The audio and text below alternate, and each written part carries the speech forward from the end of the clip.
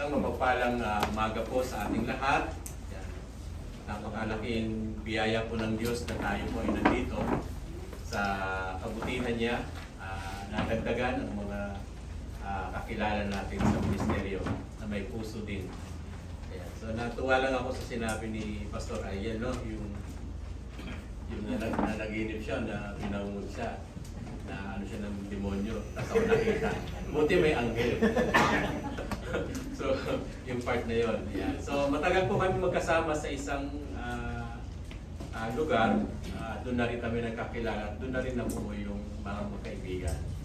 So, parang Tito Vic and Joey, no? Mga role call. But hindi naman definitely role call sa ministeryo ng Panginoon. May kanya-kanyang plano. Ayan. So, ang Children's Mission Philippines ay matagal na pong nag-i-involve sa kawang gawa. So, we have residential care facilities, caring for abandoned, neglected, and orphan children. Now, may naidagdag kami mga sexually abused online. Kasi mga perpetrators, mga foreigners na. So, they do something doon sa inutusan yung bata, yung mga magulang din yung just to gain an income sa ganung paraan. Meron din kami community development. Yun yung ginagalawan sa pag-feed naman, feeding ministry. And we have schools and something. Kaya malaki po yung kinalaman ng mensaheng ito sa uri ng trabaho na meron. Anyway, before pa, nagkaroon ng issue sa church na bakit pastor ka, nag-work ka. So, pero kung susuriin sa ministeryo, especially sa Reform, wherever we are as a church, we are within the community. So sa lahat ng ating ginagawa, it's a ministry. No? It's including sa loob ng bahay, including sa trabaho. Kaya kung saan tayo nagagamit is not only defined sa apat na sulok ng gusali ng ganitong lugar sa part na yon. Kaya to think about sa ministeryo ay ilatag natin yung paraan na kung saan yung dignidad ng ating ginagawa bilang tao. And we can associate yung dignidad na ito bilang tao sa kung saan tayo nagsimula. Pero meron tayong titignan na talata na binasa kanina at pinamagatan natin ito na human dignity, in the gospel perspective. So, sabi ng ating talata ngayon, in context, no? Sabi ng talata, let us make man in our image or likeness. Human being are the climax of creation after everything, no, na nagawa ng lahat. Makita natin ginawa ang mundo, ang hayop, ang lupa, pinagbuklod ang lahat. And then finally, God focused in the creation ng human being. This image gives human dignity. No, we as Christian, yung perspective natin ng pagtingin sa tao ay nakabatay kung sino ang may author ng buhay. May author ng buhay. So, this image gives human dignity, responsibility, and dominion. Intentionally, God created to represent Him sa lahat ng ginagawa doon sa Garden of Eden. In context kay Eva at Adan. And until now, yung trait na yon nasa atin pa rin. So many people ngayon, may nag-aalaga ng mga hayop, aso, pusa, halaman, and everything. We can associate na talagang in nature. No? Tayo talaga yung taga-pamahala. But suddenly, nangyari sa Garden of Eden, yung sin ay pumasok, corrupted ng kasalanan. Yan. Sabi nga dito, next po. Yan na. May makikita kayong mga slides, sinirap ko ito nakapost naman ito sa FB, Children's Mission Philippines. Yan po yung mga ministries, more or less communities. So, next po.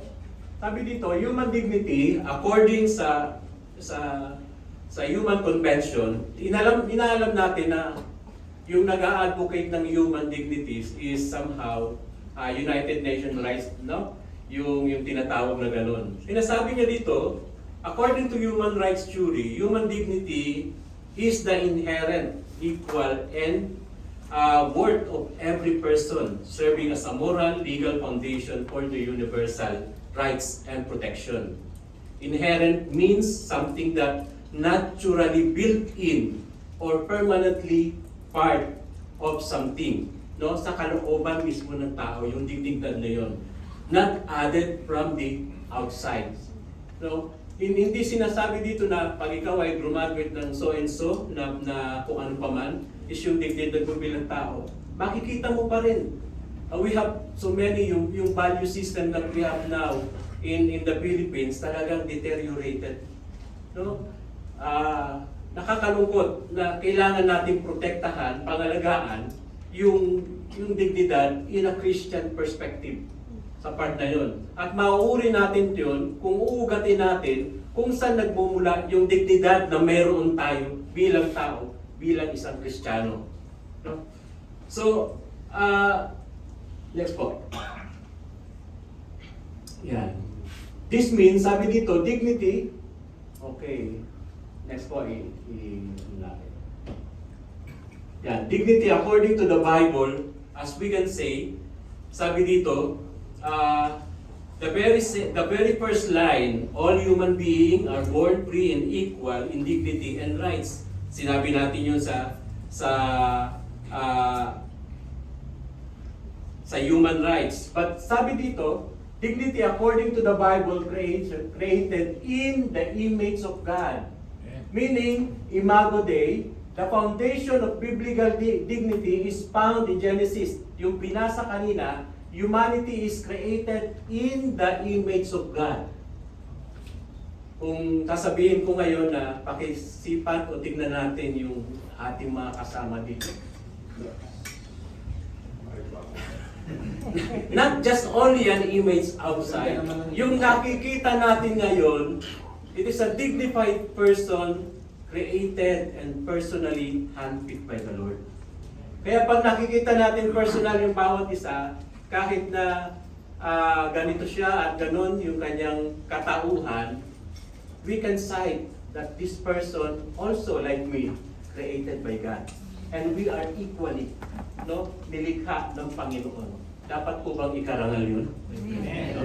Na makita natin, ang bawat isa, we are not the same as kung paano man yung tayo pinalaki, but makita natin that tayo ay pinahalagahan ng Panginoon. Lalo tigit, tinawag tayo ng Diyos sa ministeryong ganito.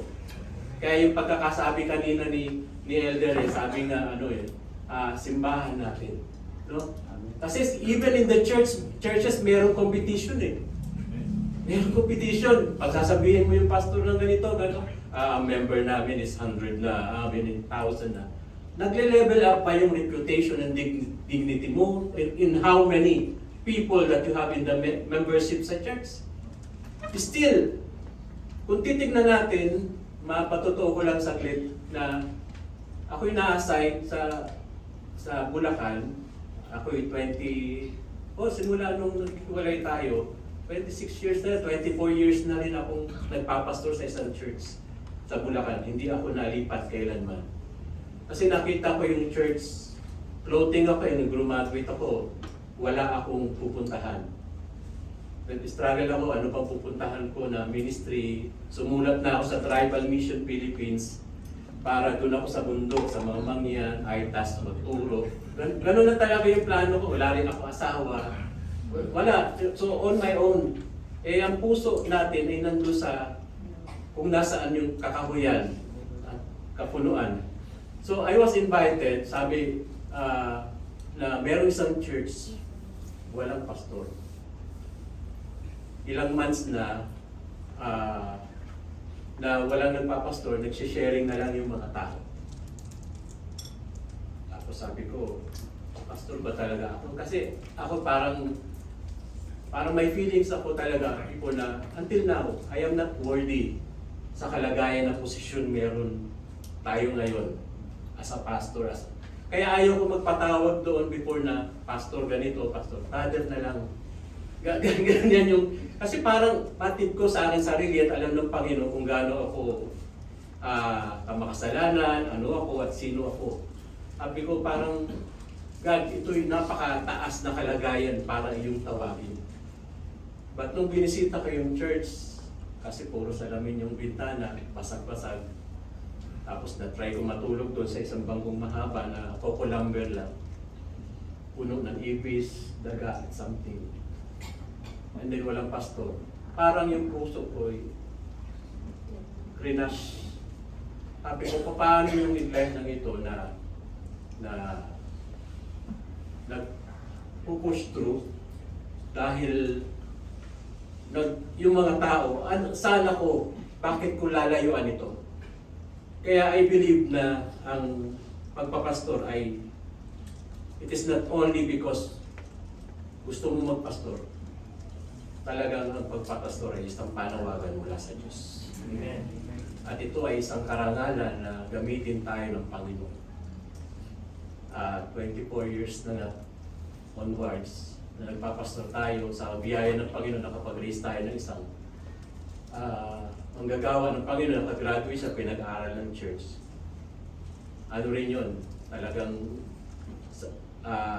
kung saan kami kumukuha pag-enroll, pag ganito, suporta sa at nakagraduate. Kaya po tayo nandito sa biyaya ng Diyos dahil meron pong tao doon sa church na nag-preach kasabay. So, yan po ay bagay na inilatag na ng Panginoon dati pa. Kaya tayo nandito, kalooban ng Panginoon. Kaya nga kung makikita natin na yung kapatiran natin ito, gaano man siya kapangit, kasama ang ugali, at kung gaano man siya. If we are aware in the context of God, made us in His own image, makita natin yung likeness ng Panginoon. Hindi nawawala yun. It's only corrupted, but still, you are made by God. Amen. Pakisabi nga po sa inyong asawa. Pakisabi nga po sa inyong katabi. Na you are.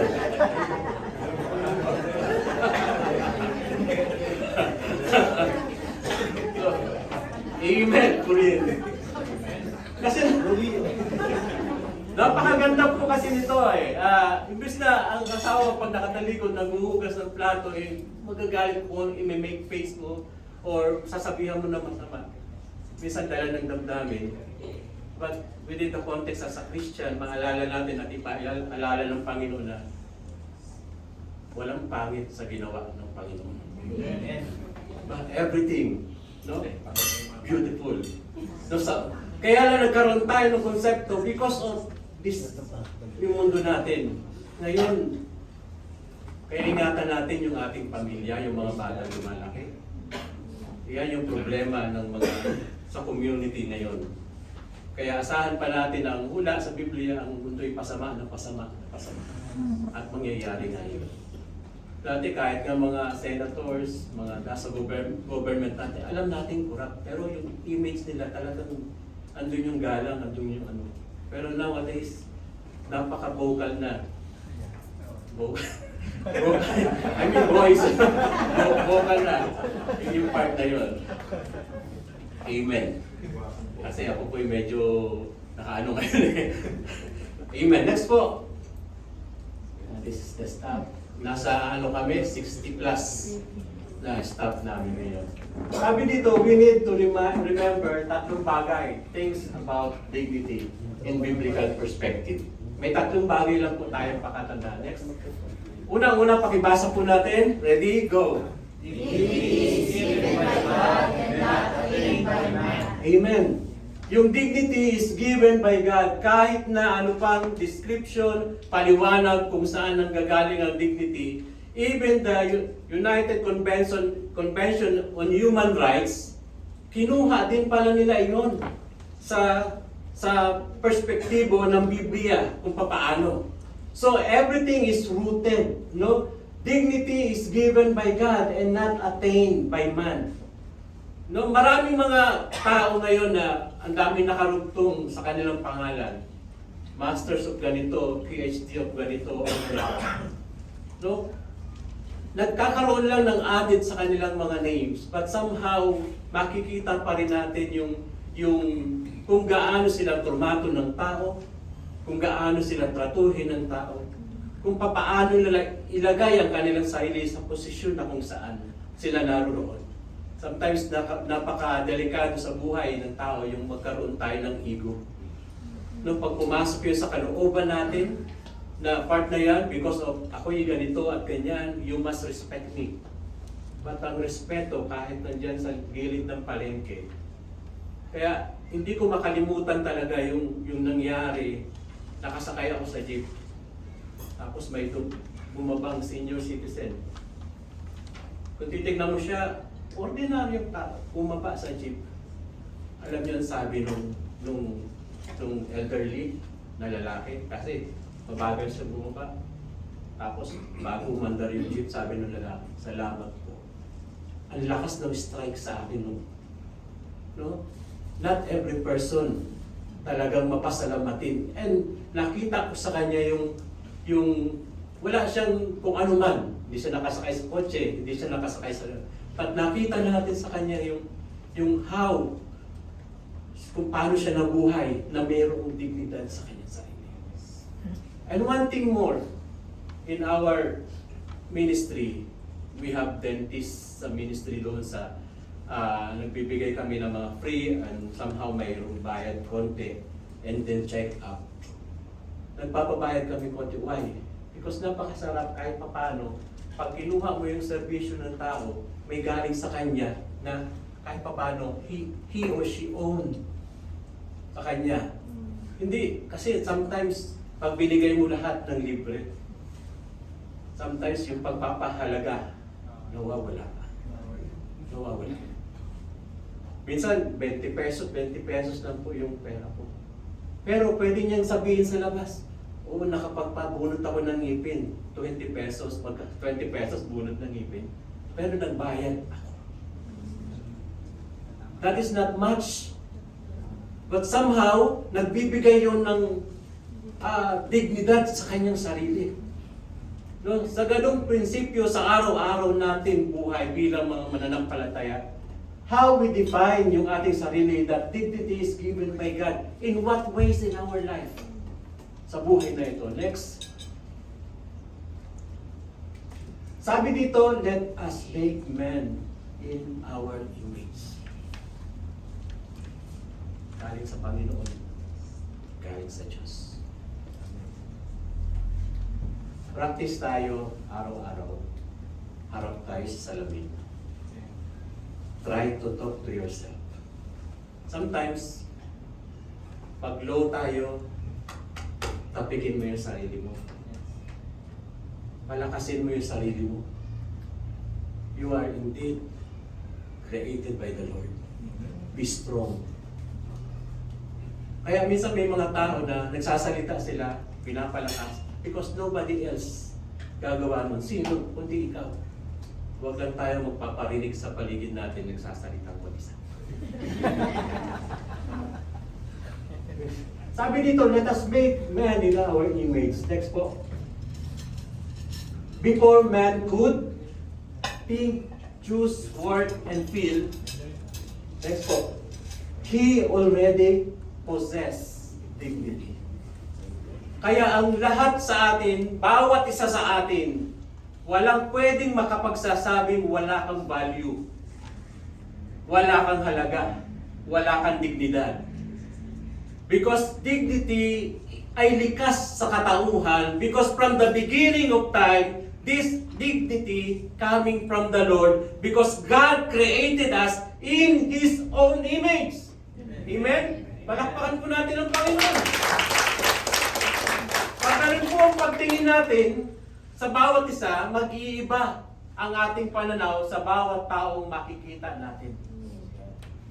How we treat people, kung paano tayo makipag-usap, kaya ano man yung mga bagay na nakakurbata ba yan. Sometimes nga, totoo yung sinasabi, no? Buy items doon sa mga tao na nagtitinda lang sa kalsada sa gilid, na nakasako lang. Kasi sila'y naghahanap buhay para to survive. Sometimes yung mga kapatiran, di ba minsan, para lang makasurvive, nagtitinda rin. Huwag na natin tawaran. Huwag na natin baratin. Di po ba?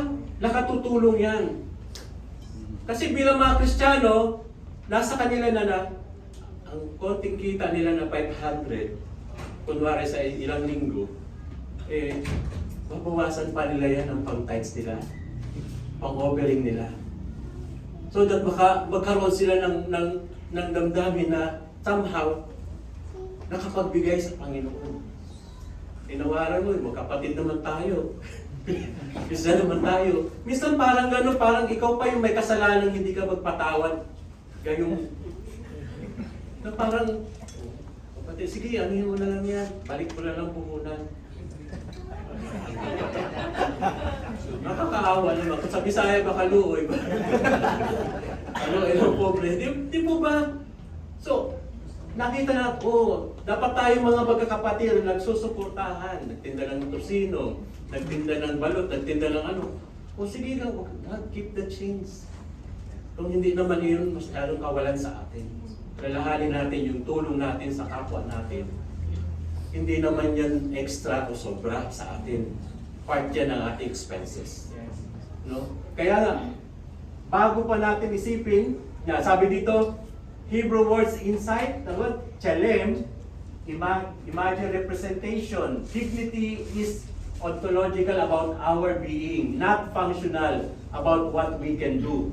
Even if a person loses ability, value remains. At tulad, wala lang ako 1,000 dito, maestro ko sana. Ang 1,000, halimbawa, no, nakita niyo sa kalsada na wala ba ang value nun? 1,000 pa rin. 1,000 pa rin.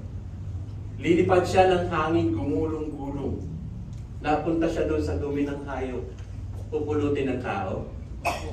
Amen. Pupulutin. Bakit? Hindi. Nawala ang value. 1,000 is 1,000. Tama? Hindi napansin ng tao, natapakan, nalamukos siya. Pupulutin pa rin. Bakit? Meron pa rin value. Kung tayo nga tumitingin sa salapi na mayroong value, bakit hindi sa tao? Bakit hindi sa tao? Kung mag-alimura tayo ng kapwa natin, laitin natin yung kapwa natin, katakot-takot pa. Mas parang mababa pa ang value niya sa 1,000. No? Parang ganun. Kaya sabi nung kanta, kawikaan, buti ang tao, buti ang pera may tao. Ang tao, walang pera. Kaya nga, parang yung perspective natin, tingnan natin lagi sa perspektibo ng tao na kahit na minsan tao rin tayo, nagagalit, sumasama ang loob. Minsan nadadala ng damdamin. Sometimes, mas mag-repent tayo sa ating ginagawa kasi nagkakasala tayo kahit pag-chismisan lang natin o sino-sino mga ganito. Talagang nangyayari. Okay po. Sige po, next. Second, pakibasa po natin. Go. Dignity reflects relationship and representation. Alam niyo ba, noong unang panahon sa mga kingdom, naglalagay talaga ng mga statue sa mga bukana ng kaharian at kung saan mga city to represent who is the king. Diba? Sino yung queen o somehow ganyan. Next po, in Genesis chapter 1 verse 26, speak in plural language. Sabi dito, let us make men. Let us make men. Next, human dignity reflects relational capacity, moral responsibility, covenant identity. Kaya nga, sometimes pag nakikita ko yung mga mission trip nyo, alam nyo yung ginawa nyong tulong last time sa Baguio, pero yung even in our nabalitaan ko lang kay Pastor Alian, nakita ko sa post niya. Pero yung pag-visit nyo sa Children's Mission Village in Montalban. malaki po ang impact nun sa mga bata. Praise God. Umalis man kayo, umuwi na kayo dito, pero yung iniwan yung bakas sa buhay nila, especially with such generous amount of gifts na tinanggap nila. Dahil ang mga batang ito, like abandoned, neglected, wala naman silang ganun sa kanilang bahay. So, kaya na-appreciate namin every time yung mga tulong na ginagawa. Maybe hindi ibig sabihin mas more kayo at less sila. But because somehow the Lord structured us in our own capacity, yung kalooban natin, nandun na talaga yung pagtatayo ng bawat tulong because we give and parang dinidignified natin yung bawat tao. Kala kasi natin minsan na kala natin tayo nakatulong. Totoo naman yun. Pero sa katotohanan, sa isang banda, tayo rin ay natulungan sa pamamagitan ng ating pagtulong. No? Tayo, minsan nga yung iba, pag tulong ng tulong, receive ng receive, parang wala na eh. Pero yung nagtutulong, nagpupursige pa rin tayo magtulong kasi nakita natin may mga tumatanggap. Katulad din Montalban, may nangyari yung bagyong malakas yun, talagang binaha yung lugar, wala mga ano. Then nagdagsaan yung mga tao, nagtulong, dami ng mga ukay-ukay, dami ng mga relief, binigay. Alam niyo yung mga tao doon, dahil sa sobrang dami ng mga relief, damit, second hand, ganito, hindi na nila tinatanggap, tinatapon din nila. Tinatapon din nila. Why? Because sobra-sobra tumatanggap lamang sila at patuloy pang may dumadating. Pero yung mga tao nagbibigay, tuloy-tuloy. Kasi ang akala nila, maganda sa kalooban yung bibigay. Pero kung makikita, kasi inocular visit namin, nung ilang mga staff namin, kung ano yung pangangailangan. Kaya hindi palaging pagbibigay ang pwede natin itulong sa kapwa natin. Doon masarap yun sa ating puso at kalooban. No? Hindi palaging pagbibigay. Nakita namin na, yung mga tao babad sa tubig, baha. Ano pwede natin itulong yun? Damit. Puno-puno na sila damit. Ayaw na nila ng hot meals o lugaw. Kasi puro lugaw na rin yung tulong doon. Nagmapili na sila. Ganun talagang sila pa yung choosy, di ba? Hindi appreciative sa pagkaganong bagay. So ano nakita namin? Yung mga tao, imbis na ganyan yung paa sa lupa, nakaganyan. Kasi bakit puro alipunga? Nagkaroon ng parang pandemya ng alipunga doon. So sabi sa ocular, kasi ganito na, ganyan. Tanong-tanong pag-uwi, sige, ganito ang gawin natin. Magpakuha ka ng halaman, Acapulco. Kung sino po nakakaalam ng Acapulco, sa mga young generation, alam niyo pa ba? Para siyang malunggay na malaking dahon. Acapulco po, iba po yun. Iba yun. Yung dilaw yung niya, yung bulaklak. No. Tapos ginawa namin, serpentina. Alam niyo serpentina? Hindi serpentina yung, anyway, yung kandila. Ang kandila may tawag doon eh. So, kandilang puti, tapos langis, pinag-mix lahat namin kasi nagkaroon ng seminar, nakagawa kami ng ointment. Hindi masyadong malaki yung gastos, pero malaki. Napigilan yung pagkalat pa ng alipunga. Kaya sinasabi natin dito na the way na magtulong tayo at sa nag-receive ng tulong, nandun palagi yung pagtrato na hindi ba sila aasa? Aasa ba sila? So paano nila, kasi nakakapagod yung charity fatigue, yung tulong ka ng tulong, tapos pagdating ng huli, ikaw pa masama. may tumbas, may pintas pa, may ganyan. Masakit din sa atin yun. Pero somehow at sa whole, bakit patuloy pa rin may tumutulong? Kasi nga, yung dignity sa atin, sa lahat ng paraan, nasa kalooban na natin.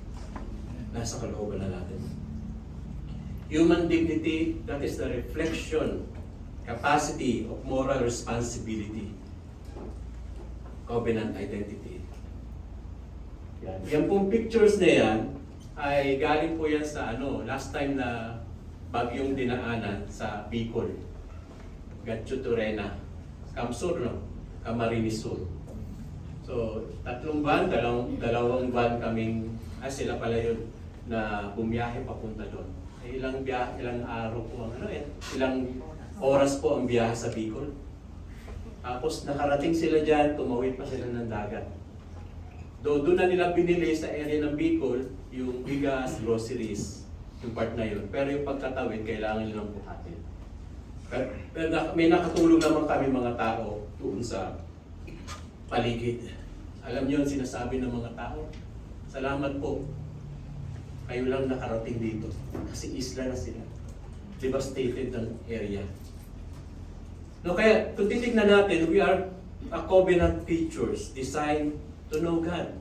Represent God, reflect God's character. Kaya nga, salamat merong ganitong church na kasama yung misyon, pagtulong.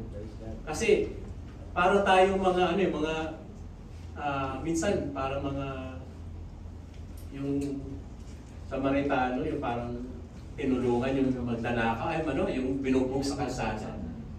Lahat naman naawa. Pero isa lang yung minto at tumulong.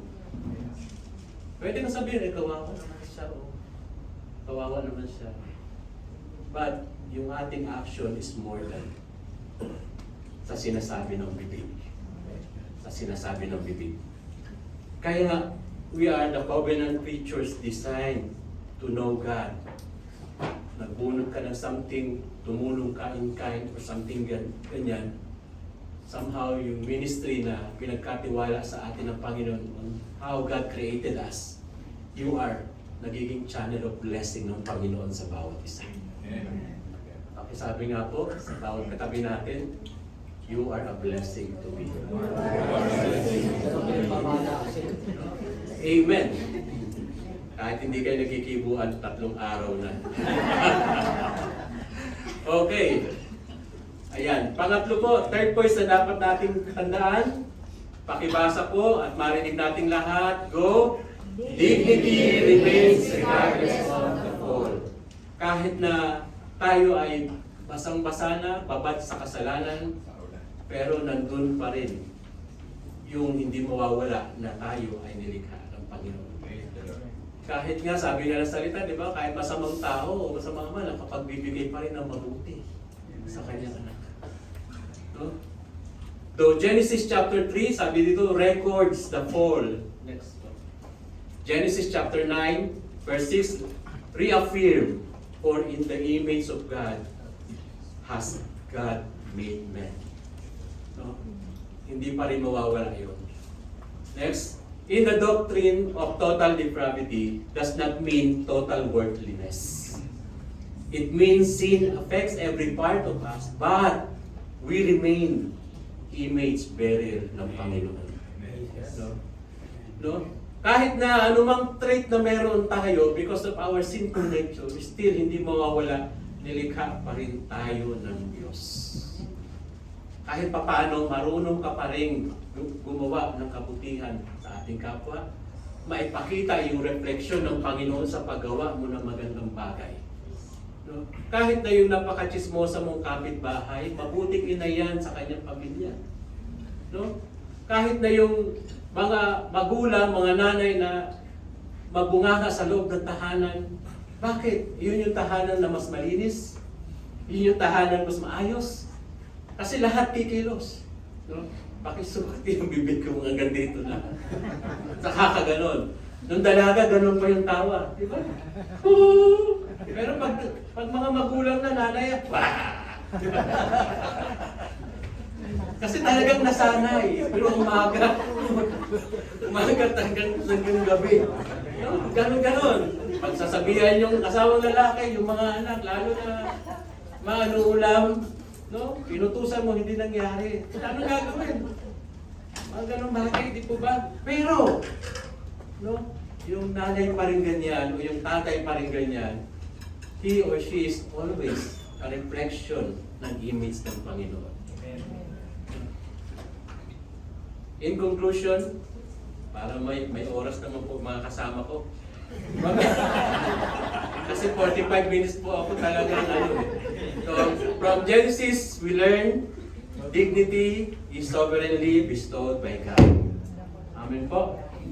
Dignity reflects divine image and covenant design. Dignity endures even after sin. So, kaya kahit gaano tayo makasalanan, salamat sa pagpapatawad ng Praise God. Panginoon. Hindi po porket nakatayo kami dito, kami talagang holy daw art, talagang huwag po kayong maniwala. No, mas malaki lamang po yung amin pong pananagutan sa Panginoon. Nakakatakot. Nakakatakot. No, kasi mas gusto namin marinig pagdating ng panahon, pagdating natin sa langit. Good and faithful. Ginawa natin paglingkod sa bawat isa. Yan. Jesus' ministry shows how God treats human being. He touched lepers. He spoke with marginalized. He died for our sins. In John chapter 3 verse 16, we see ultimate dignity. God gave His Son for the world. Magandang umaga po at pagpalain po tayo.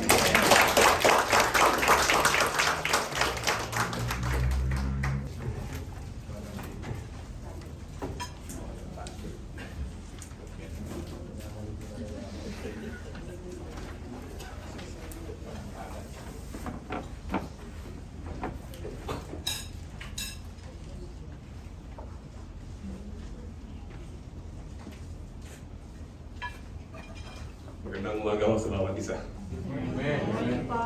Isang malaking karangalan ulit ang pagbahagi ng salita ng ating Panginoon sa simbahang ito na kilala niyo naman ako. Karamihan po. Okay, yung topic po na na-assign sa akin when we plan this mini symposium since last year pa is regarding sa work. Sa mga ko yung aking notes. Okay. Sino po dito yung mga nagtatrabaho? Yung, pumapasok sa company, may business own. Okay po. So, sino po yung matagal ng, of course siguro yung mga malapit na mag-retire, yung mga matagal nang nagtatrabaho. Sino po yung mga matagal nang nagtatrabaho? Ganun po ba? Matagal na, ilang years na. Si second silang years na, 20. Matagal na. Hindi po. 33 years. Meron na. Okay, so, since our theme is integration of the gospel in our current generation, of course, pag sinabi nating gospel sa ating mga Kristiyano, isa lang yung common na nasa isip, kundi yung saving works ng ating Panginoong Jesus. And that's it. Hanggang doon lang. Natitigil na. Okay? But to practice it in totality, in all aspect in our lives, yun minsan yung ating nakakabigtaan. Hindi lang doon natitigil yung gospel, kundi kasama din, nagiging parte ng ating buhay. The way we apply it sa ating buhay, dapat kasama siya. In our current generation, kasama po dyan, pagdating po dito sa work. O yung tinatawag na paggawa, o sa common word sa atin, tinatawag na trabaho. Okay. Hindi naman po ito binabanggit, naka-address sa mga nagtatrabaho o kung sino man yung may nagbi-business. Kung ikaw ay isang nanay na nasa bahay lang, nagtatrabaho pa rin yan. Diba? Kung ikaw naman ay parang walang tinatawag na physical work, okay, nakabakasyon ka, kung ano man ang iyong ginagawa, nagtatrabaho pa rin yan. Lahat yan. Okay? Kaya nga sinasabing gano'n, walang taong tamad, o kung meron man, may problema sa buhay yun. Though sinasabi din sa New Testament ni Apostle Paul sa Thessalonians, huwag pakainin ang tamad. Okay. So Christian work gospel in our profession or working place. Okay. Maging, again, kung ikaw nagtatrabaho, may-ari ng business o kung ano yung ginagawa sa iyong working place, okay, kailangan maunawaan po natin dyan, ano yung gospel dyan. Question, nakakapagod ba magtrabaho? Siyempre, nakakapagod talaga yan. Walang magsasabing hindi nakakapagod. Pag nagtrabaho ka, nakakapagod magtrabaho talaga. May experience mo dyan yung stress, no? Lalo na sa mga kumpanya, kung ikaw ay manager or kung ikaw ay entry-level employee na may deadline ka na dapat mong submit. Okay, nakaka-stress talaga yan, nakakapagod talaga yan. Minsan di pa sinasabi pa, mas gusto ko pang magmason, magkarpintero, no? Kesa ma-pressure yung o ma-stress ka sa kakaisip kung ano man yung deadline na dapat mong i-comply na minamadali ka na ng iyong supervisor. Okay, so lahat yan ay nakakapagod. Miski yung pag nasa bahay na, di ba? Magandang illustration kanina ng Ronnie, no? Na kapag yung nanay nasa bahay lang, no? So, tanghali na bunga yan, pero malinis yung tahanan. Nakakapagod din kasi yun. Okay, so unawain natin yung mga nanay, no? Kung bakit minsan umiinit ang ulo dahil nandun sila sa bahay, sila nag-aasikaso sa buong tahanan, naglilinis, okay, iniisip nila kung ano pangailangan kasi nagtatrabaho sila doon sa loob ng tahanan. Okay? At iyon ay nakakapagod. Okay. Tingnan po natin yung concept ng pagtatrabaho na yung sa ating binasa si Genesis chapter 2, 1, 3 to 15, na kahit dito, ang author ng paggawa o pagtatrabaho, walang iba kundi ang ating Panginoon. He himself, siya ang nag-pioneer, nag-start ng pagtatrabaho. Ito medyo mahaba po yung ating passage. So siya mismo yung nag-initiate ng pagtatrabaho. May similarity po yung aming yung arrangement po ng aming pag-speak according to our topic. No? Na sinabi kanina ni Reverend Negano, we are created in God's image. So therefore, kung ang ating Panginoon, siya yung author ng pagtatrabaho, so tayo din. Kanya itong isinyer sa atin. Hindi para parusahan tayo na magtrabaho, kundi kasi siya mismo, yung ating Panginoon, on His image, nagtrabaho siya. So therefore, tayo din, kaya dapat magtrabaho. Kaya, again, yung sinabi ni Apostle Paul sa Thessalonians, huwag pakainin ang tamad. Kung hindi ka magtatrabaho at kung ikaw ay tamad, wala ka ng karapatan mabuhay sa mundong ito na dapat ay magtrabaho. Dahil yung ating Panginoon mismo ay nagtatrabaho. God at work. At hindi doon natigil. Doon sa creation, hindi doon natigil. Na hanggang ngayon, nagtatrabaho ang ating Panginoon. Okay. So imagine, ilan ba populasyon ng tao sa buong mundo? Can you guess? Close to 8 billion. Okay. Of course, our God is powerful. Walang imposible sa Kanya. Okay. Pero, dinidil niya yung 8 billion na tao na yan individually. No? So, nagtatrabaho pa rin ang ating Panginoon. The design of work. Okay. By the way, yung sa akin kong pinagiging sa inyo, no? Nakasulot po dyan yung reference that mostly the content of this is galing po dito sa mga reference sa likod. No? So, disclaimer lang po. Okay. The design of work, which is effectively a sermon on the creation of God's story. Okay.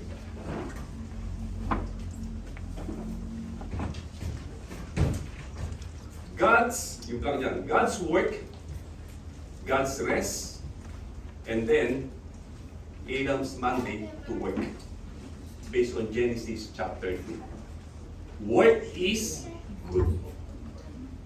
Mabuti, maganda ang pagtatrabaho. May kaibigan ako, kailangan natin nila ito. So, huwag na ako sasabihin yung pangalan. So, sa kanya nang galing yun eh. Pagkamat siguro na-encounter nyo na rin yun, mga parang memes, joke, no? Pero sa kanya nagsimula yun. No? Di ba, di ng tamad, hindi naman pagod. Sabi ko, no, yung kaibigan kong ito simula nung high school, no, yun na yung kanyang motto. Hanggang ngayon, yun pa rin yung kanyang motto. And by the way, since high school po kasi on my experience, nagsimula po ako magtrabaho high school. Hindi man siya as a formal work kasi syempre underage high school. Medyo gusto ko kasi makatapos nun ng pag-aaral, and unfortunately my family is not able na pag-aralin ako. But anyway, by God's grace. And then after high school, college, dire-diretso yung trabaho. Doon ako nagkaroon ng formal work as a service crew sa iba't ibang fast food, no? Dito sa atin, then and so on. The design of work, dinesign ito mismo ng ating Panginoon. You should understand. From the very beginning, dahil we are created in God's image, so therefore, kung ano man yung kanyang ginagawa, sineshare ito sa atin ng ating Panginoon. And in particular, sa pagtatrabaho, sa paggawa. Work is good, maganda, mabuti, hindi dapat katamaran, hindi dapat kinaiinisan. At hindi siya dapat stressful. At anyway, pag-usapan po natin yan kung bakit naging stressful ang pagtatrabaho. No? Kailangan po natin yung design ng work to follow God's mandate. No? To take good care of His creation. Di ba sabi ng ating Panginoon kay Adam, ikaw ang mamahala. Ikaw ang mamahala. Ikaw ang mamahala sa lahat ng ito. This is my creation, pero ikaw ang mamahala. Mandate yan eh. Nating lahat. So maging ano man yung ating ginagawa, mandate natin yan. Of course, naka-address lang kung sa mabuti. Sa kabutihan. Mandate natin yan. Hindi dapat natin kinakayawan. How about yung mandate creation?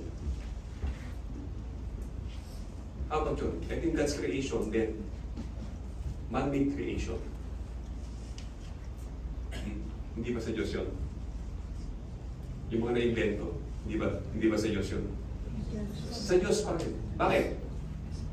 Kasi ang Diyos ang nag-inspire sa Kanya, nagbigay ng kaalaman upang gawin ang isang bagay na ito, upang ma-invent yung isang bagay na ito. So therefore, kung ang isang bagay na ito ay na-invento na parang naka-address lang sa kabutihan, pangalagaan ng maigi, ng mahusay, pagtuunan ng pansin, concentrate.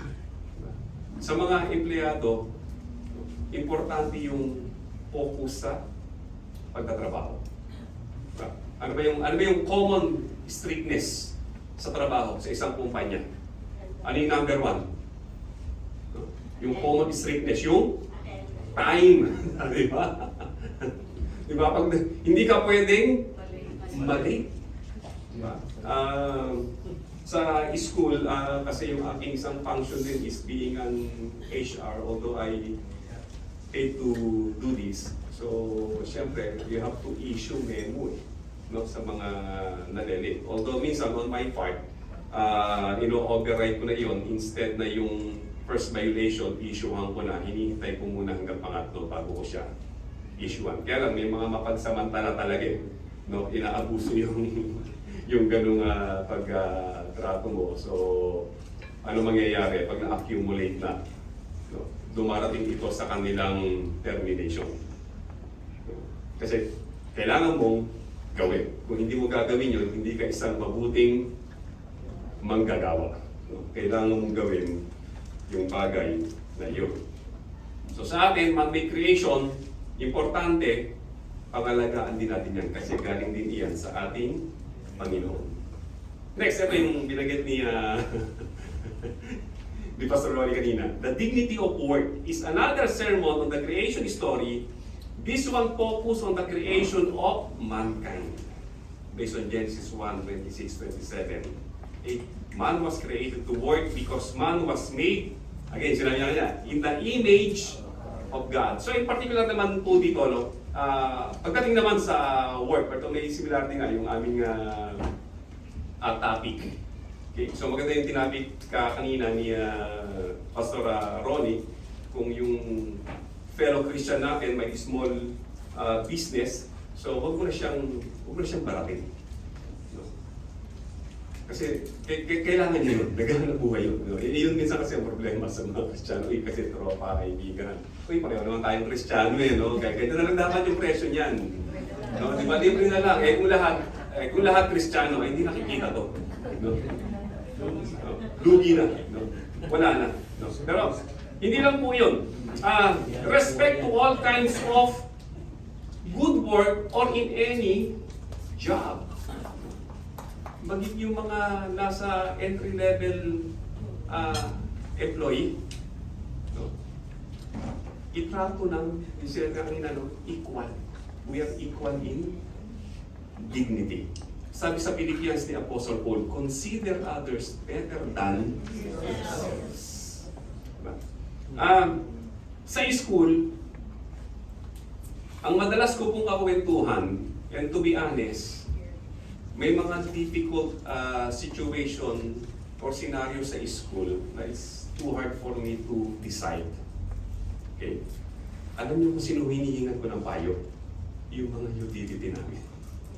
Yung mga crew namin.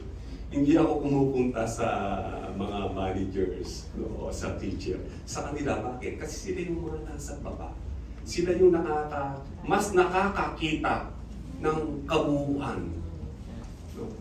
Kasi yung mga nasa ganitong posisyon, konti na rin yung nakikita niyan. No? Yung mga nasa baba, sila yung malawak at kitang-kita nila. No? Madalas doon ako humihingi sa kanila ng payo and strategy. At hindi ko sinasabi sa boss ko yan. So, sa ganung pamamaraan, nakita ko rin na sila mismo nai-inspire. No? Kasi yung kanilang parang, yung dignity ng kanilang pagkatao. No? May isa nga salita, Pastor, bakit dito ka madalas sa amin kumakain kasalo, okay, pag-usap, no?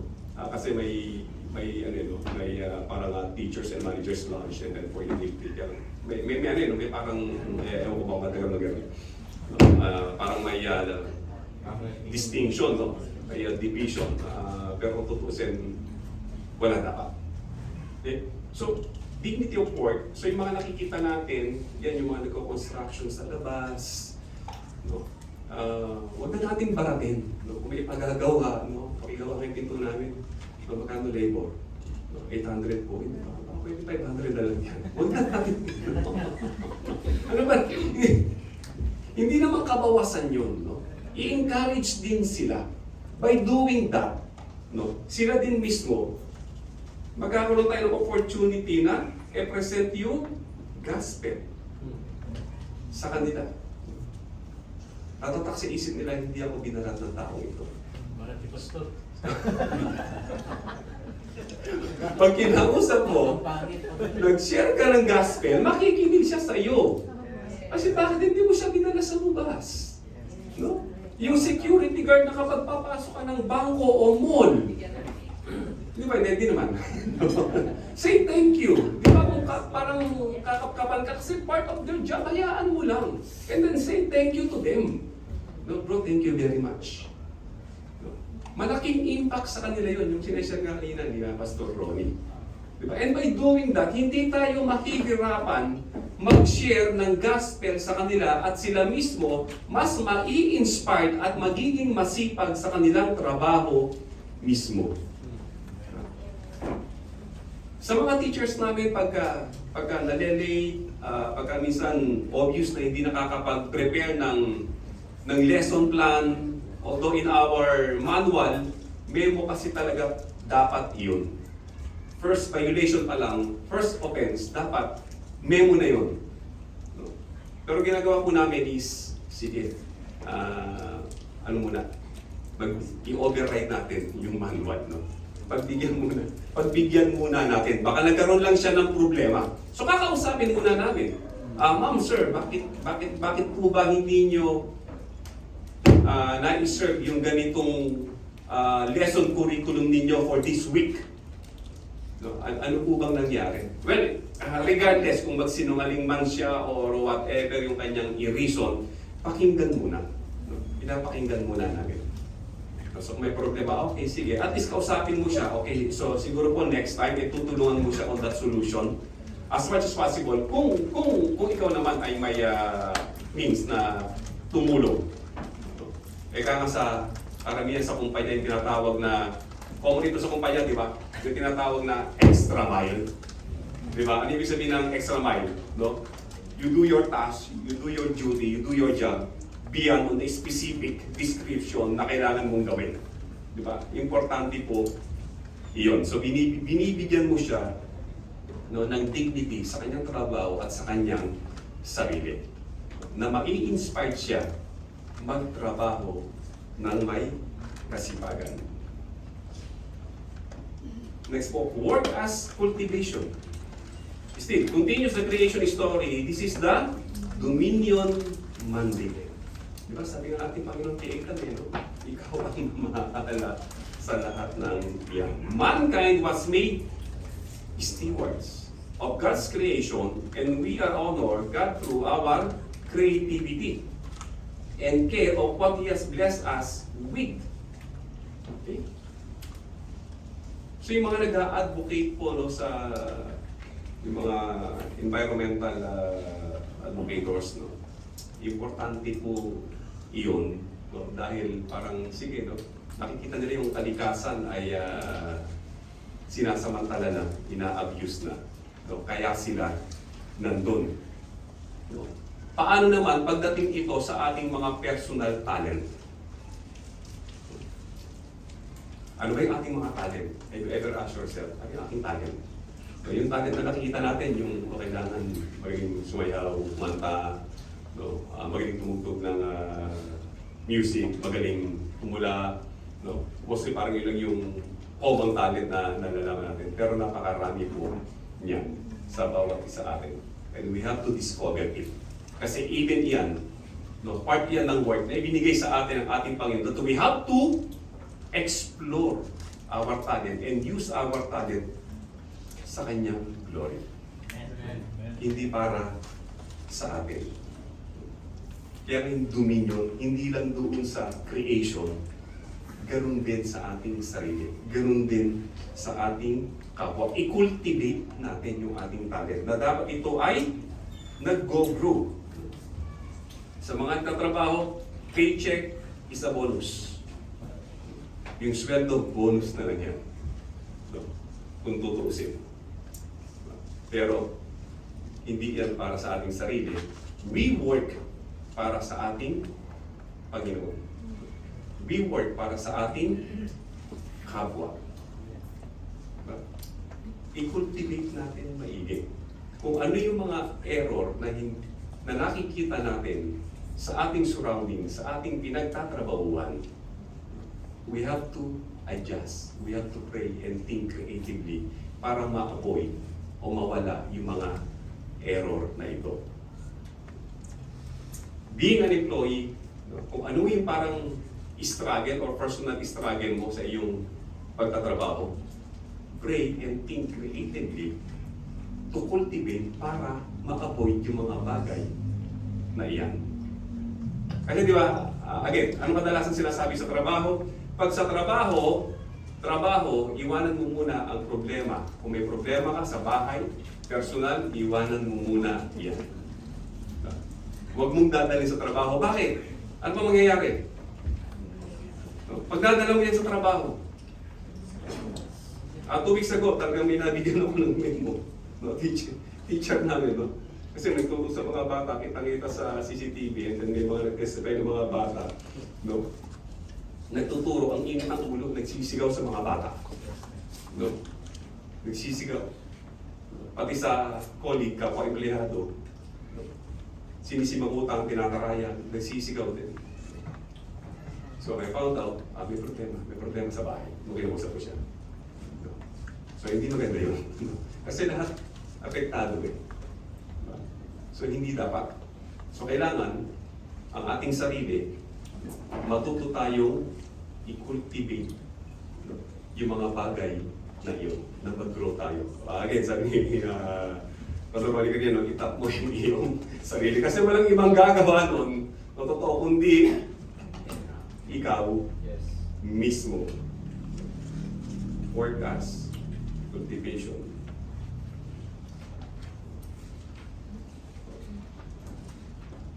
Next, work as service. The concept of calling, okay, the concept of calling, lahat po tayo ay tinawag. Okay. Although, pagdating sa ng pastor, medyo na parang of course, hindi mo siya special, no? Set aside, iba yung function. The concept of calling or vocation, which defines as God's assignment to serve others, as explains we, tayo, as Christians, are not to choose jobs and conduct our work to fulfill ourselves and accrue power, for being called by God to do something is empowering enough. We are to see work as a way of service to God and our neighbor. And so we should choose and conduct our work in accordance with purpose that connects this concept to the gospel. The gospel frees us from the relentless pressure of having to prove ourselves and secure our identity through work. For we are already proven and secure to loving neighbors. There may be no better way to love your neighbor than to simply do your work. And to loving God, your daily work is ultimately an act of worship to the God who called and equipped you to do it. So yung mga nanay, o yung mga nasa bahay, o yung mga ibang walang trabaho man, pero may iba kayong ginagawa, could be involved kayo sa ministry or involved kayo sa community service, sa barangay, kung wala ka mang parang specific physical job, lahat ito ay naka-address sa Diyos at sa kapwa. So do it creatively and mightily and faithfully and fruitfully.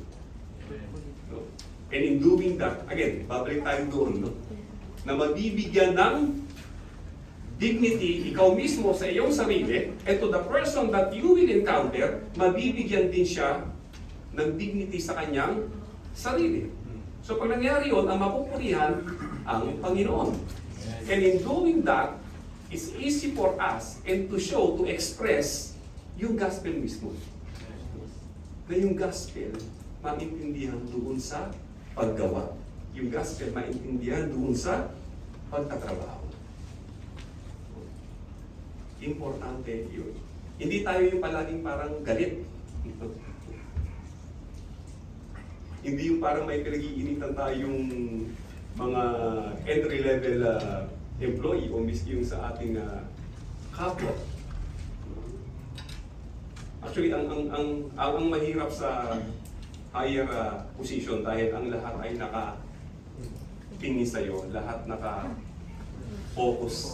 sa'yo. Na magpakita ka ng konting magsasabihin mo, ikakatwiran mo, i-justify mo, ikaw ay tao rin na nagagalit, no, may emotion ka rin. No? We are created being as emotional being. Totoo yun, natural yun.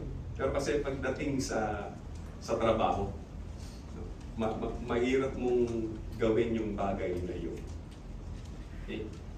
So meaning, kapag tayo po ay nagtatrabaho, isa-isip natin, service ito sa ating Panginoon. Maging ano man yung ating ginagawa. Service sa Panginoon, service sa kapwa. Again, hindi lang ito natatapos yung service sa Panginoon. Iba kasi, sige, nagtatrabaho ko, I will serve para sa Panginoon. That's it. Tapos na. Hindi.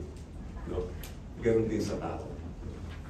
As we serve God vertically, we should also serve our fellow horizontally. No? Two-way po palagi yan. Work becomes fruitless. Ito na. Kaya nakakapagod po yung ating pagtatrabaho. Although yan din naman yan, kamilala tayo, talagang nakakapagod magtrabaho talaga. Work become fruitless. God pronounced on Adam and Eve in Genesis 3 as soon as they disobey God, even before He shows up to pronounce the curses, things change.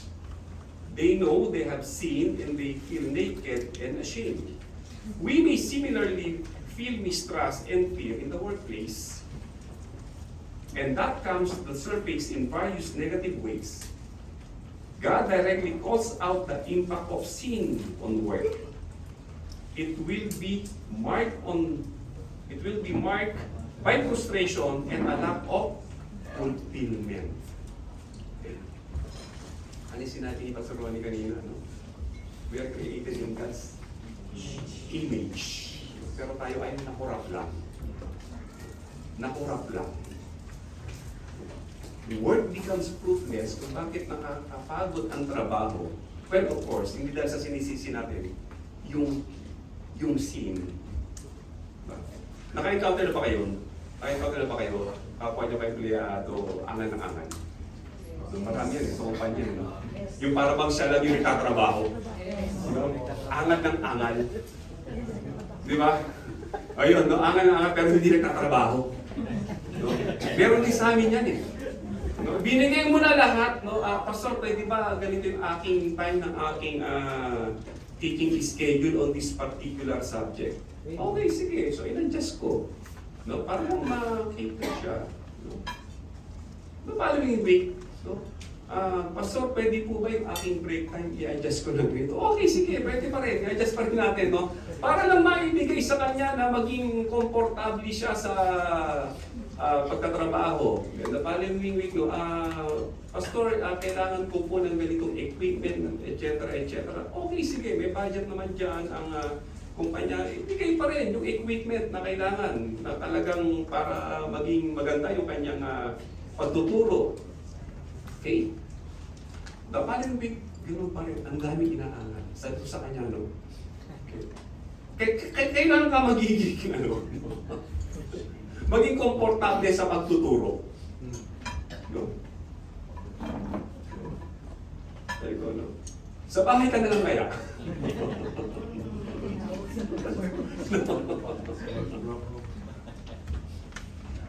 Dahil ito ay nakakapagod magtrabaho kung iisipin natin yung ating sarili lang. Actually, it's because of sin, yung ating pagdidisobey. Kung iisipin natin, ako lang yung nagtatrabaho. Ako lang yung may ganitong idea. Ako lang yung dapat gumawa ng bagay na ito. Mapapagod ka talaga. Remember Old Testament si Moses, ano yung pinayo sa kanya ng kanyang father-in-law? Si Jethro. Ano yung pinayo sa kanya? Dahil nakikita ng kanyang father-in-law, Moses, that is 3 million people na iyong sinusupervise. No, from morning to evening, no, nakikinig ka sa kanila. So, bakit hindi ka mag-delegate sa ganito? Okay. Para hindi ka again, no? Iyon pa lang, yung point na iyon, okay, si Jethro, pinakita niya on how creatively ma-manage yung mga ganung bagay. Part of yung binanggit natin kanina, cultivation. Hindi nagbubunga yung ating pagtatrabaho, hindi nag-i-improve yung ating pagkatao sa pagtatrabaho kasi puro tayo angal ng angal at iniisip natin palagi yung ating sarili. Pero kung iisipin natin, sa amin school lagi namin sinasabi, kung iisipin natin, may mga estudyante tayo na umaasa sa ating pagtuturo. Of course, nagbabayad sila. Huwag natin tignan yun na nagbayad sila. Tignan natin, umaasa sila na tayo ay magtuturo. And opportunity ito sa atin to share God's word, to integrate doon sa curriculum, sa subject. Pero kung iisipin natin ating sarili, Pastor, sobrang aga ata. Kasi maraming ganyan mga teachers namin. Ang aga daw ng aming call time. Our call time kasi is 7:30. So they have to wake up around siguro mga 5 for them to prepare. Yung iba, gigising 6:30. So, ang layo pa na paggagalingan. Ano na mangyayari? So it becomes fruitless. kung ganun yung ating attitude at yung fulfillment natin, hindi natin mararamdaman yan. Hindi ka mai-inspire. To the point na either magre-resign ka or magiging parang sakit ng ulo ka na lang ng kumpanya, mateterminate ka kung magre-resign ka na lang.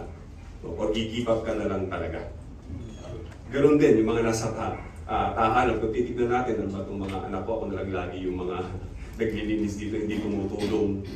No?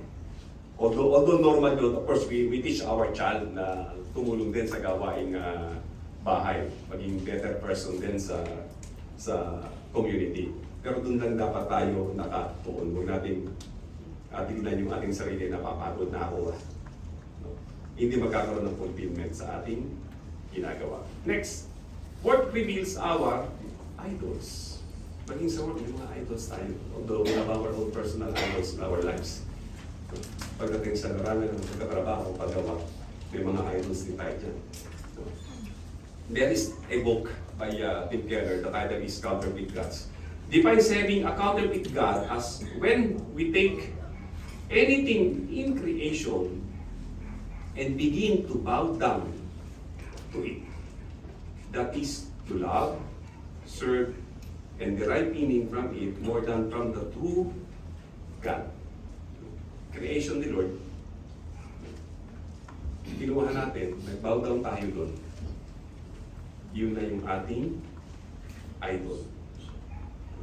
Sabi ni Martin Luther, define idolatry as looking to some created thing to give you what only God can give you.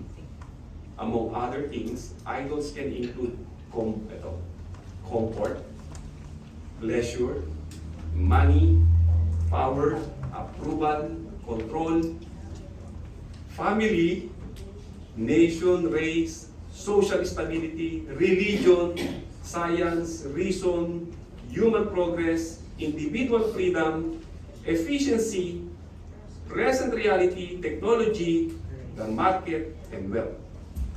And etc.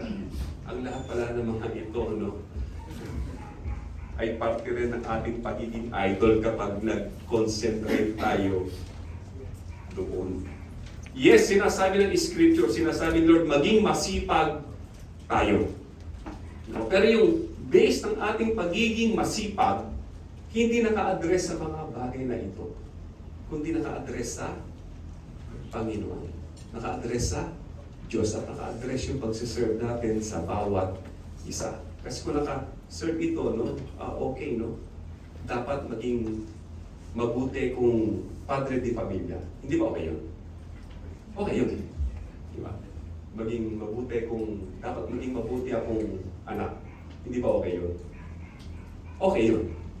No? Pero saan nakabase yung iyong pagiging isang mabuting padre de pamilya? Saan nakabase ang iyong isang pagiging mabuting anak? Dahil ba sa sarili mo na gusto mong i-please yung family mo? O dahil gusto mong i-please ang Panginoon? O dahil sinasamba mo siya? Sa ating mga Pilipino, madalas pangaral natin sa ating mga anak, mag-aral kang maigi. Pag nakatapos kang mag-aral, magkakaroon ka ng magandang trabaho. Pag nagkaroon ka ng magandang trabaho, magiging maganda ang iyong kinabukasan. Lahat naman tayo, yun yung madalas. No? So, ini-encourage natin yung mga anak na gawin yung lahat ng bagay na iyon para sa ating pamilya, para sa kanyang sarili. Cycle na yun, and so on and so on. Kaya iniisip ng bata, iniisip ng anak, gagawin ko ang bagay na ito para sa pamilya. Pero ang laki na pinagkaiba sa ibang nation. Sa ibang bansa, ang ipinapayo sa anak, anak, mag-aaral kang maigi para sa bansa. So, ibig sabihin, kasi dami na yun eh. Pag nag-aaral siyang maigi, iisipin niya, ang basihan niya, nag-aaral akong mabuti, I have to excel para sa aking bansa. Lahat na yun matadama. Hindi lang yung kanyang pamilya. No? Nakita nyo, madalas kasi parang napaka-selfish. No? It seems maganda yung prinsipyo, pero napaka-selfish eh. Kasi bakit? Mag-aaral ka lang, cycle na. Yung angkan mo lang, mag-excel to para lang sa angkan niya. So wala na siyang pakialam sa ibang angkan. sa ibang lahi. Yun na kasi yung idol niya. Yun na yung idol ng family. Ang idol nila, yung clan nila. Diba? So sa pagtatrabaho, nire-reveal niya yung ating idol na ma-check din natin sa ating sarili. Bakit ba ako maghapon naglilinis dito sa bahay na wala naman mag-isa naiiwan dito? Kung i-address mo yan para sa sarili, nagiging idol mo na yung paglilinis sa iyong tahanan. Kung mapapagod ka talaga, magiging fruitless, yun ay magiging idol mo. Pero kung ang basihan niyan, gagawin ko to please ka. To please the Lord. Upang lalo kang maging masipag lalo sa pagtatrabaho. Sa pagtatrabaho, I have to excel so that I can receive good check. Para tumaas yung sweldo. For promotion. Kaya yung iba, pagka hindi na-promote, hindi na-increase yung sweldo, disappointed. No? Hindi na magsisipag sa trabaho, tinatamad na. No? Wala na. Kasi nga, yung basihan doon sa promotion and yung paycheck. Unique idol niya. Unique idol niya. Pero kung isipin niyang bonus na lang iyon, if God permitted it, pero magsisipag pa rin ako kahit hindi ako mapansin sa kumpanya o kahit hindi ako mapansin ng kapwa kasi gagawin ko ito para sa Diyos, magkakaroon iyon ng progress sa iyong sarili, sa iyong character, sa iyong behavior, lalo kang mag-improve sa iyong pagtatrabaho. Next, the redemption and restoration of work. The goal of our work should be to glorify God. That said motivation and dedication are necessary but not sufficient condition for worthwhile labor. God is not necessarily pleased with our work simply because we dedicate it to Him.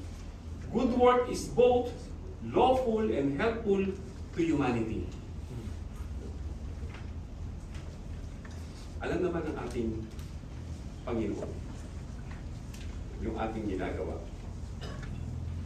Yung redemption and restoration of work dahil tayo nga ay nakorap kaya ka tinatamad o angal sa trabaho. Masabi mang, okay, ginagawa ko ang mandated God's image to work. Okay lang, nakakapagod. Complain na lang complain.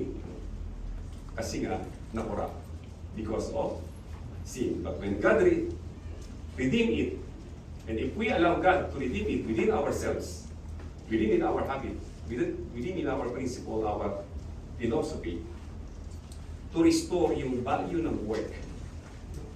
So, gagawin natin yung proseso ng work. No matter kahit gaano pa ito kahirap, kahit gaano pa ito ka-challenge. Dahil again, para sa Panginoon at para sa kapwa. Hindi ito marirestore para sa aking sarili. Marirestore ito para sa ating Panginoon at para sa kapwa. Natay pa ako. Oh. Faithfulness at work. What we must realize is that we do not serve God and neighbor when we are off the clock. Rather, a heavy responsibility falls on us to use God-given experience, talents, opportunities, and resources to serve Him and others in and through our work. This is faithfulness. Sa West, mga, I'm sorry to mention in race, mga mag-work yan from Monday to Friday. Pagdating ng Saturday, Sunday, hindi mo siya pwedeng istorbuin. Walang pakialam yan. Kahit anong mangyari sa kumpanya ng Saturday and Sunday, hindi mo siya pwedeng istorbuin. Kasi siyempre, ang katwiran niya, it's my rest day. Pagputo, wala na akong pakialam dyan. Tutugunan ko yan kung may problema dyan kapag nag-report ako ng Lunes. Yun yung kanilang katwiran. Kahit na may buhay, kahit na may life-threatening on Saturday and Sunday, doon sa work, hindi pupunta yan. And madalas sa isang manggagawa, yun ang iniisip. The moment na lumabas yan sa kumpanya, ibig sabihin, free na siya in any responsibility doon sa kumpanya. Sa ating mga Kristiyano, hindi tayo magiging isang mabuting Kristiyano o magpapakita ng magandang testimonya kung i-adapt natin yung prinsipyong iyon. Bagamat yung prinsipyo kasi nila, why? Kung i-address ko yan on Saturday and Sunday, bayad pa ba ako? Madalas kasi yun ang iniisip eh. No? Bayad pa ba ako? Di ba hindi na? O kung aking tugunan iyan, kailangan bayaran yung aking OT. So again, nagtatrabaho ka dahil sa paycheck. Nagtatrabaho ka dahil yun yung idol mo, yung iyong trabaho, pero hindi talaga service sa ating Panginoon. Faithfulness at work, meaning kahit off ka na sa iyong kumpanya, may mangyaring problema, tugunan mo pa rin kapag ikaw ay tinawag, o kung ikaw ay kinailangan, o kung hindi ka man kailangan, but you feel na sa tingin mo, I have to involve. Kasi alam din yan naman ng mga kumpanya, ng boss mo na hindi ka pwede istorbohin. Pero kung ikaw naman ay may parang konsensya sa puso mo that you have to deal yung problema nung rest day mo na may nangyari sa kumpanya, then do it. And by doing that, magpapakita ka ng magandang testimonya. And again, hindi ka mahihirapang i-share yung gospel sa kanila. Kasi titignan nila na ang taong ito ay may kredibilidad. Ang taong ito ay may dignidad.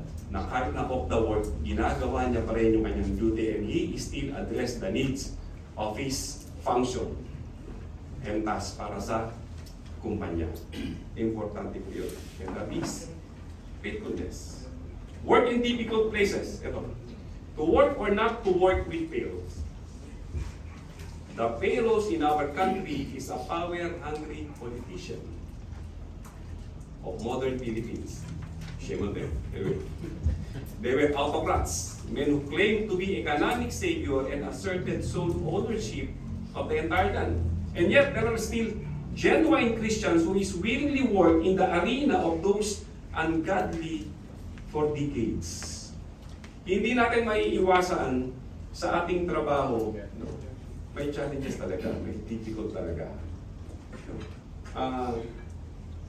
Karamihan sa mga pagka nag-exit interview po ako sa mga employee namin, sir, bakit ka po mag-re-resign?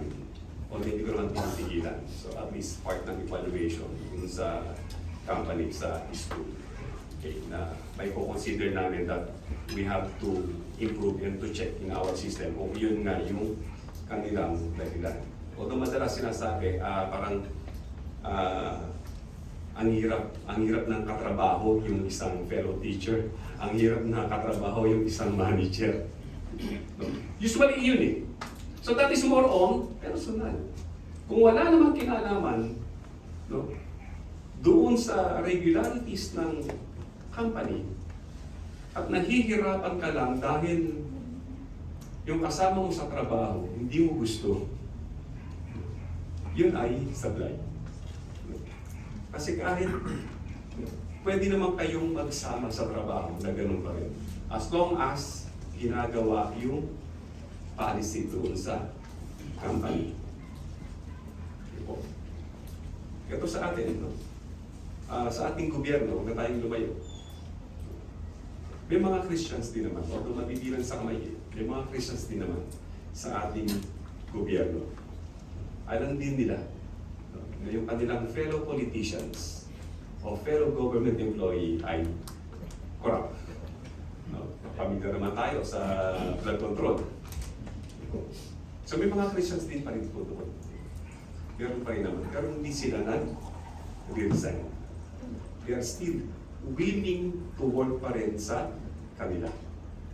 Kasi kung magre-resign yan, at kung kakatwiran natin, Sa trabaho ko, hindi ko gusto yung taong ito. Difficult siya kasama. Kung saan ka makakakita ng isang institution or company na walang ganong personalidad.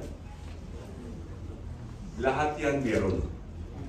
Lahat yan meron. So all you have to do to fulfill yung command ng ating Panginoon to cultivate,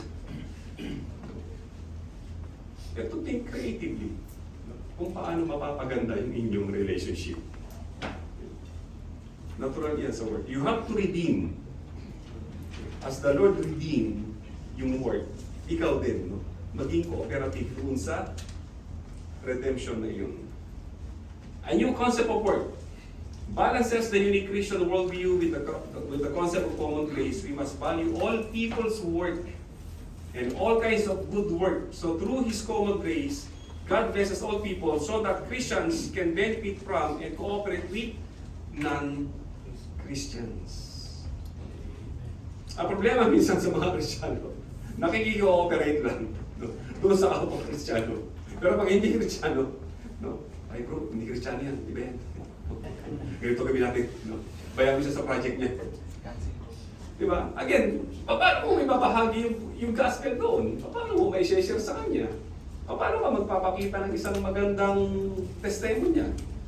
Dahil ang pinipili mo lang yung kapwa mo Kristiyano lang. Yung concept of work, okay, Christian yan o hindi. Again, sinabi rin ni Pastor Ronnie, should be treated equally. Kasi kahit yung mga non-Christians, may dignity din yan. Lahat nga tayo eh. Okay? Christians o hindi, yung dignity na ibinigay sa atin ating Panginoon, pantay-pantay yan. So we have to understand the new concept of work, na kahit yan ay nasa mababang posisyon, equal pa rin yung pagtrato sa kanya. Hindi niya napansin sa mga sa West o again sa Amerika. The way na yung tawagan nila sa pangalan first name basis. Walang title, walang label. Di ba? Si Pastor Tim Keller sa kanyang church, no? The way they address him, Tim. Oh, hi Tim, good morning. Oh, how are you? US culture eh. No, kasi bakit? Kasi yung kanilang konsepto, all of them are equal. Diba? Tinatanggal yung barrier and yung distinction nung title. A friend of mine, ang mga teachers namin, asked me, Sir, how do you want us to address you? Pastor, Reverend, ganyan. Sabi, okay na yung Prince. Mas gusto ko yung Prince. Titulo na yun eh.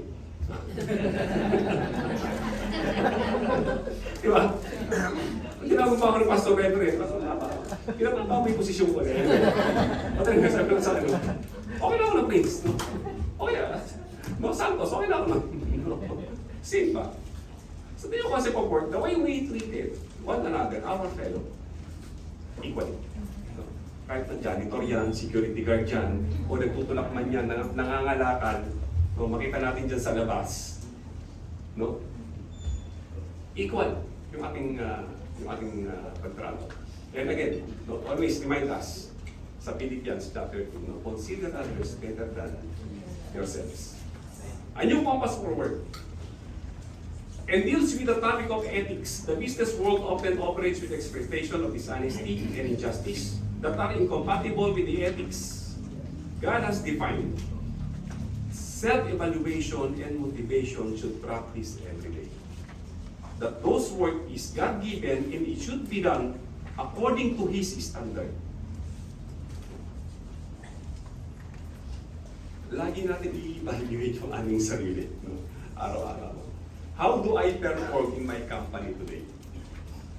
How do I perform sa paglilinis ko ng bahay sa buong maghapon? How do I perform sa pangangaral ko sa mga bata, sa mga anak ko? How do I perform as a wife? How do I perform as a husband? Nagbigay ba ito ng papuri sa ating Panginoon?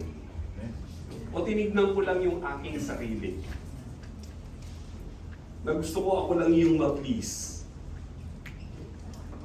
Importante po yan para ma-inspire tayo, no?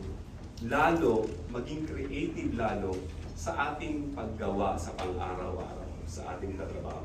Following the standard of God. Ano ba yung standard ng Diyos? Makikita natin sa Biblia.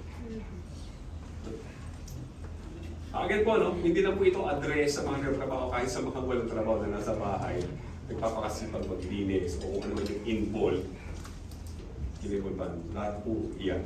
In order for us to understand, ito yung nagagawa ng gospel sa ating trabaho, sa ating sarili, na ini-improve yung ating pagkatao. New power to work. The deeper rest that we enjoy comes from the biblical concept of Sabbath. The rest we enjoy honors the word that came before it. The chapter concludes with a summary of how our hope in Christ gives us freedom to enjoy our work. You can accept gladly whatever level of success and accomplishment God gives you in your vocation. Question: nung natapos ang Diyos for 6 days of His creation and said on the Bible on the 7th day He rested, napagod ba siya? Kung bakit siya nagpahinga, napagod kaya siya? Napapagod ba ang Diyos? Ha? Hindi yung natutulog yun.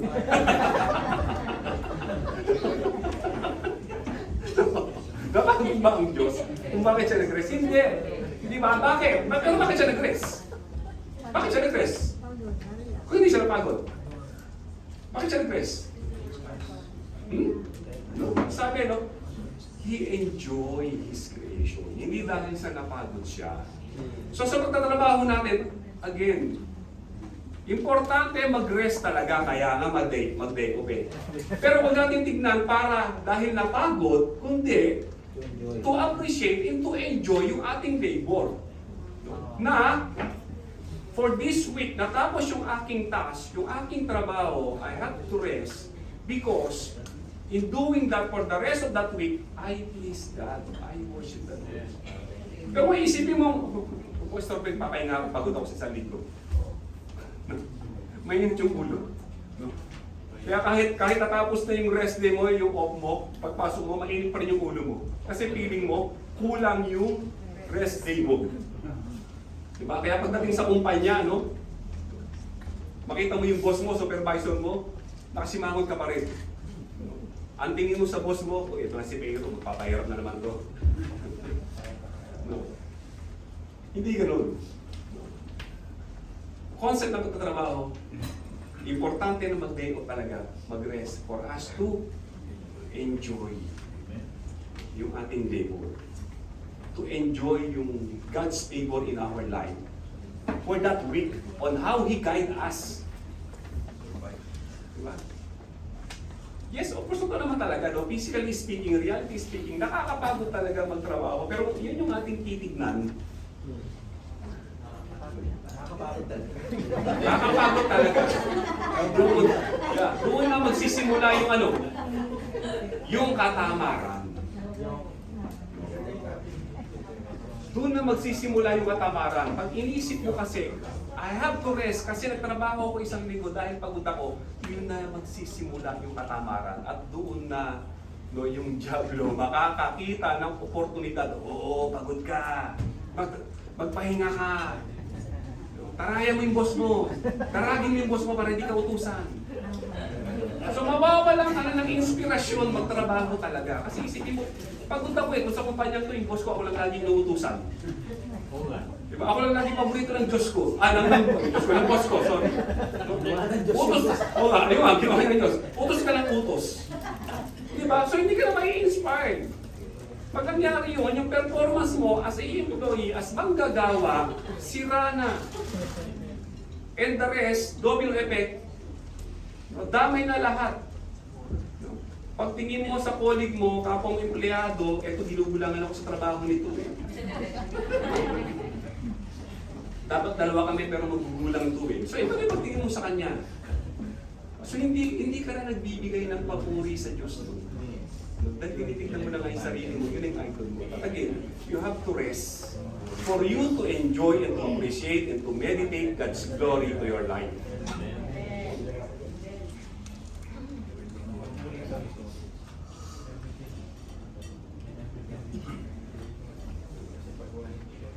So na, ibig sabihin, again, sa pagtatrabaho, importante po yan sa ating buhay. But, i-address natin iyan sa ating Panginoon. Sa our service to God, and our service sa ating kapwa. In everything you do. Proceed po doon sa mga nagtatanong.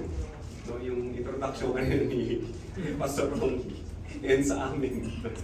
Pastor, bakit nagtatrabaho, Pastor? No, bakit nagtatrabaho? Bakit kayo? Bakit nagtatrabaho, Pastor? Almost sabay-sabay ka kaming gumraduate po, no? Patch, so doon na una ng ONSEM si Pastor Ariel, yung patutukan niyo ni Pastor Ronnie, parang walang pupuntahan pero may church. Even siguro si Pastor Alman, ganoon din yung naranasan. Pagka-graduate po namin, ganoon din yung aking question. Saan simbahan kaya? Well, ang ibinigay sa aking simbahan, assignment church sa Project 8. Hindi naman, parang Islam area community. Okay? Siyempre, bago graduate ako nun. Okay. They were not able, ganun din kay Pastor Ronnie, they were not able to support the pastor. No? Alam naman, hindi kami kumain. Alam nga namang, no, hindi kami mamasahe. Ng time. Diba? So, that is them. Eh kaya lang, siyempre, although kagandahan doon, may tao. May tao. No? May tao. Okay? Every Sunday, may mga nai-invite. No? Yung alam kasi, pagdating sa giving, kasi nga, siyempre, mga talagang community na mahihirap. No? Nagbibigay naman. Kaya lang, siyempre, yung giving every Sunday, they were not able to support the pastor. Eh, anong gagawin ng pastor? No? Should a pastor have other source of income outside the church? Yan yung malaking tanong ngayon eh. Tsaka actually, hanggang yun, dilemma yan, makinikitig sa aming mga pastor regarding sa pagtatrabaho. Okay. So when I assign that, wait, I have to find work. Kasi bakit? Dalawa lang.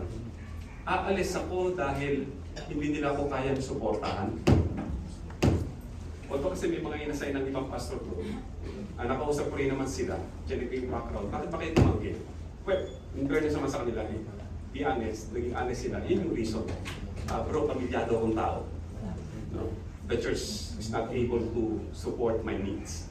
Naiintindihan ko naman, ako naman that time single. Kaya lang siyempre, kahit na single ka no, kaya naman ko pa rin na. Alam naman di ako kumakit. No? Di ba? Di, madali ako mamamatay nun, hindi ako makapagpastor. So I have to work.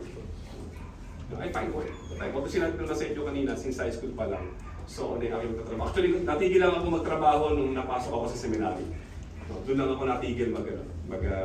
But after that, I-graduate, so back to work. So, the question is, we have to understand, should the pastor have other source of income outside the church?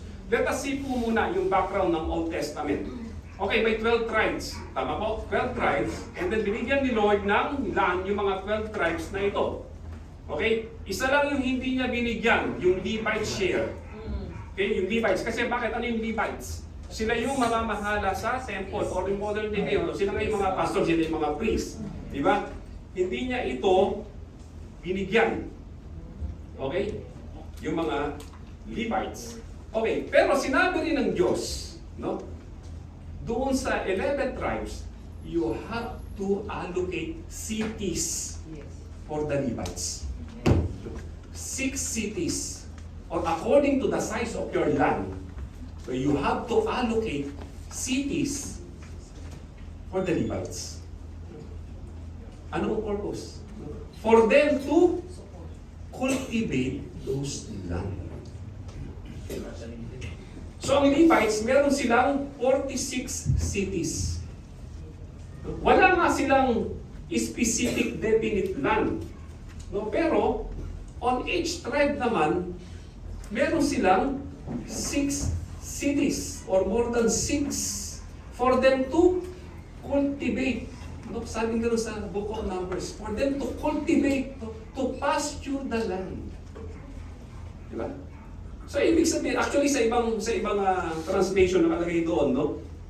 for them to use that land, for them to use that land for their other source of income.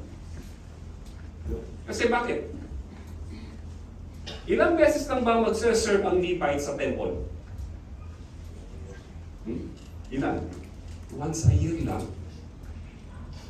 Once a year lang. No? Magse-serve ang Levites, naka-schedule pa yan. No? Sa temple. Eh anong gagawin ng iba kung hindi sila nagse-serve sa temple? Baga masabing ganun, they have share doon sa tithes doon sa temple. Sinabi rin naman yan eh. No? Iyon yung kanilang ang gastos. No? Pero during that time, we're talking about 1,000 of Levites. 1,000 of Levites. So enough kaya, no? Enough kaya yung kahit sa offering ng buong Israelita for those 100,000 of Levites. So anong gagawin ng iba? Iyon yung purpose doon kung bakit binigyan sila ng cities. Totoo na wala silang share doon sa land. But at the same time, the Lord commanded them, bigyan nyo ng cities ang Levites for them to cultivate and pasture that land. So, Old Testament pa lang, yung issue ng pagtatrabaho ng isang priest, no, in-address na ito ng ating Panginoon. And in New Testament, no, Jesus as carpenter. No? Paul's profession being a tent maker. So, Old Testament, New Testament, hindi ito issue sa kanila. Although sa ibang denomination kasi, pag nagtrabaho ang pastor sa kanila, tabi. No? Tabi. May professor, I think kilala niyo si Mariana Long, di ba? Tsaka si Reverend Anman Shu. When I defended the title of my thesis, no, ayaw nila akong ipasa. Sabi sa akin, hindi ka namin ipapasa. No? The pastor should not work. The pastor should not have other job. May problema sa faith mo. So, kinwestiyon pa yung aking faith. No? Wala daw akong faith sa Panginoon para buhayin ako. No? So, hindi nila ako ipapasa. No? So, I was not able to go to the next level. No? Dahil hindi nila ako ipapasa doon sa colloquium. No? But praise God. No? Kasi nag-isip ako, paano ito? Ayokong, on my conviction, ayokong i-abandon yung aking papers, no? Yung aking prinsipyo. No? Ayokong i-abandon. Dapat ito sa aking kalooban, knowing that this is your word, this is the truth. No? Well, praise God sa atin ni I may say then that the Lord guide me. Sabi ko sa kanilang dalawa, okay, sir, ma'am, let's say like this. No? You being a missionary and a professor here in our seminary, no, you received $3,500, right? They said yes. That time. Okay. I only receive in my church 1,500 pesos a month. Okay? Sir, ma'am, only for 1 month. Let us exchange our position. You pastor my church and you receive 1,500 and I will receive your 3,500. How about that? Pinasa ko. No? Kasi tapos sa kanila eh. Pag ang pastor nagtrabaho. No, I mean, if the church naman is able to support the pastor, why not? Diba? Hindi mo na kailangan magtrabaho. Kasi the church naman is able to provide yung kay pastor. Pero kung hindi, ano gagawin pa sa magre-resign? Aalis, i-abandon yung church dahil hindi siya kayang suportahan. No? And that is not doing God's favor. That's not worshiping God. Monthly yun, 3,000. That time, hindi nyo alam. Oo, that time, hindi nyo alam yun. Walang ko lang. Nag-thesis din ako ng ganyan. So, on those, and the history, makita po natin, in early church norm, Clement of Alexandria, secular job, he is a teacher, a philosopher, of course, ministry, theologian, Justin Martyr, mga church fathers. Okay. So, ibig sabihin, I don't know kung alam nila to or anything. No? Alam nila. No? Medieval period, no? Our very own John Calvin, he is a human rights lawyer, ministry pastor, reformer. So it's okay na yung pastor ay magtrabaho. If the church is not able to address their needs or his needs, okay lang naman po yun. Kaysa naman sa mag-resign, lalo hindi makakapag-ministry. Yes. No? Kasi bakit? Mag-ministry lang ako dahil dapat yung church na po-provide ako, pero kung hindi ka na makapag-provide, so hindi ka na makakapag-serve. Parang yung trabaho, hindi ministry. Yeah. So, trabaho, hindi ministry. Hindi ministry, trabaho. So, kailangan, kasi the Lord called us, no, to serve Him, to serve His people. No? Hindi naman sinabi ng the Lord called us, no, with condition na i-provide kita. Of course, automatic yun. Alam ni Lord yun na may pangailangan. So, regarding with our work, regardless, maging ano po ito, a pastor o kahit hindi ka pastor, nasa bahay ka lang, entry-level employee, managers, business owner, o kung ikaw ay nagkakalakal, all of us, as created in God's image, we are created equally with dignity and with our work. We have to understand the gospel on our work, on whatever job or task that we are doing. We represent God's salvation in our workplace, wherever we are. We are accountable to our colleagues, employees, employers, neighbors, and the community. Whether they are believers or not, we should apply the standard of Jesus Christ in every task that has been entrusted to us. Huwag nating sabihin, ano naman yung ginagawa ko, ano lang ako tagalinis lang ng bahay, no? Janitor lang naman ako, hindi ako makapagsin. No! Kahit na janitor ka, importante ka sa kingdom ng Panginoon. So, kung ikaw man ay street sweeper, importante ka pa rin sa kaharian ng ating Panginoon. No, nagkakaiba lang tayo ng function, pero sa mata ng Diyos, pantay-pantay yan. And we have to understand the gospel in our work to the task that our God entrusted to us. Let us pray po. Lord, maraming salamat, Panginoon, sa time na ito, Ama. And maraming salamat po, Panginoon, na the way you lead us to understand the reality of work. Lalo yung gospel, Panginoon, ay naka-include pa rin po dito so that we are able and can easily share our faith in our Lord Jesus Christ to others, especially the non-believers, and to every one of us, Panginoon, to serve one another para sa iyong glory, to serve you, to worship you. Thank you, Lord. In all of this we pray in the precious name of our Lord Jesus Christ. Amen.